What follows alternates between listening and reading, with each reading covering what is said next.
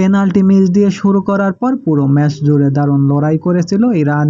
শেষ বাঁশি বাজার ঠিক আগে অতিরিক্ত সময়ে তারা পেয়ে যায় সেই কাঙ্ক্ষিত গোল। খেলোয়াড়, কোচ, সমর্থক সবাই ধরে নিয়েছিলেন এবার ঝুঁকি নিশ্চিত হলো নকআউট পর্বের টিকিট।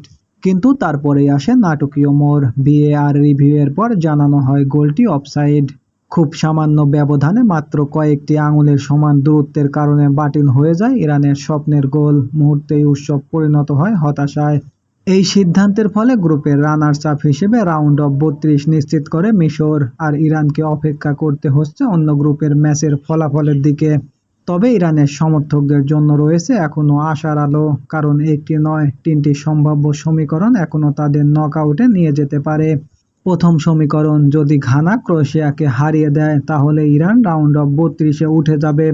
দ্বিতীয় সমীকরণ, আলজেরিয়া ও অস্ট্রিয়ার ম্যাচে যদি ড্র না হয়ে যে কোনো একটি দল জয় পায় তাহলে ইরানের জন্য খুলে যাবে নকআউটের দরজা। তৃতীয় সমীকরণ, যদি কঙ্গো ডিআর উজবেকিস্তানকে হারাতে না পারে, অর্থাৎ ম্যাচ ড্র বা উজবেকিস্তান জিতে যায়, তাহলেও ইরান কোয়ালিফাই করবে। অর্থাৎ ইরানের ভাগ্য এখন আর তাদের নিজেদের হাতে নেই, তাকিয়ে থাকতে হবে আগামী ম্যাচগুলোর ফলাফলের দিকে। ফুটবলে এমন নাটকীয় সমীকরণ নতুন নয়, তবে শেষ মুহূর্তে ভিএআর এর সিদ্ধান্তে এভাবে স্বপ্ন ভেঙে যাওয়া সত্যি কষ্টের। এখন দেখার বিষয়, ভাগ্য কি শেষ পর্যন্ত ইরানের পক্ষে কথা বলবে, নাকি এই বিশ্বকাপে এখানেই শেষ হবে তাদের যাত্রা।